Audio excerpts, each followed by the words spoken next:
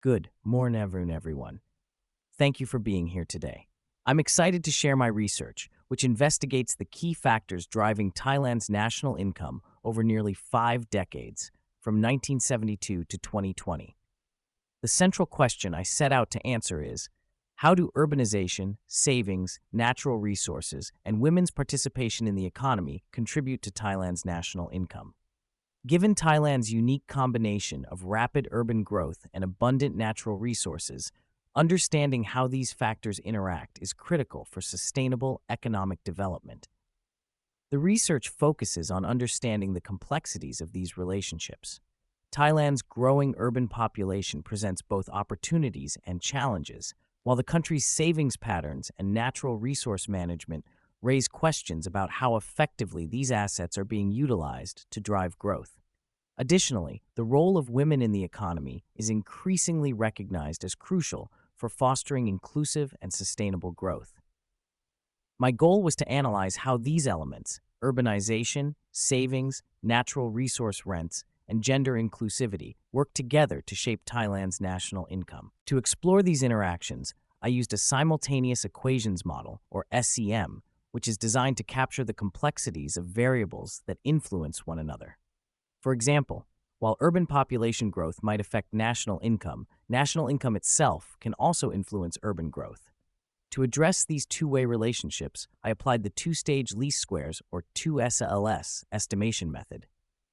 This approach corrects for potential endogeneity, ensuring that the relationships I identified are robust and accurately represent the dynamics at play.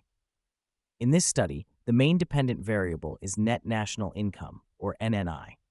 The independent variables that I examined include urban population growth, adjusted savings, and the Women Business and the Law Index, WOB, which measures the legal and economic environment for women. Additionally, I looked at how urban growth is influenced by natural resource rents, savings, and the economic participation of women. The data for this study came from the World Bank, covering the period from 1972 to 2020, giving us a comprehensive view of Thailand's economic trends over time. The results of the research yielded several key findings. First, one of the most significant discoveries was the strong positive relationship between the Women Business and the Law Index and national income. This indicates that when women have greater access to legal rights and economic opportunities, the country's income increases. This finding supports the growing evidence that gender inclusivity is not only socially beneficial, but also economically advantageous.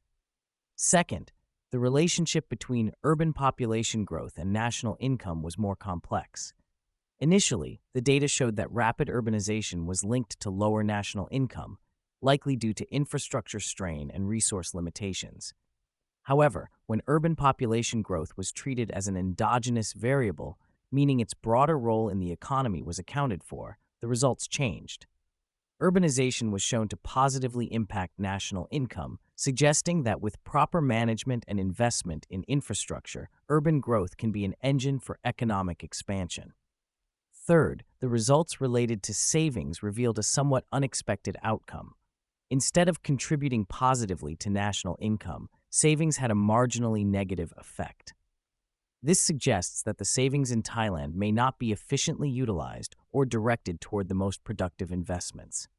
There could be inefficiencies in how capital is being allocated, preventing savings from fully driving economic growth. Finally, the study found that natural resource rents significantly influenced urban population growth, but did not have a direct significant impact on national income.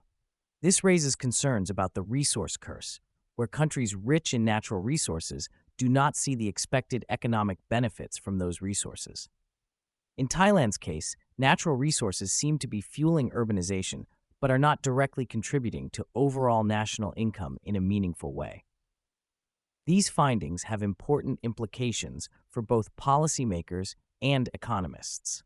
The positive link between gender inclusivity and national income highlights the need for policies that promote women's economic participation. This could involve legal reforms to improve women's rights in the workplace, as well as initiatives that support women's entrepreneurship and access to finance. Empowering women is not just an issue of fairness, it's also a significant economic driver. The nuanced findings on urbanization suggest that rapid urban growth can strain resources and infrastructure, but with smart planning and adequate investment, it can also lead to greater economic prosperity.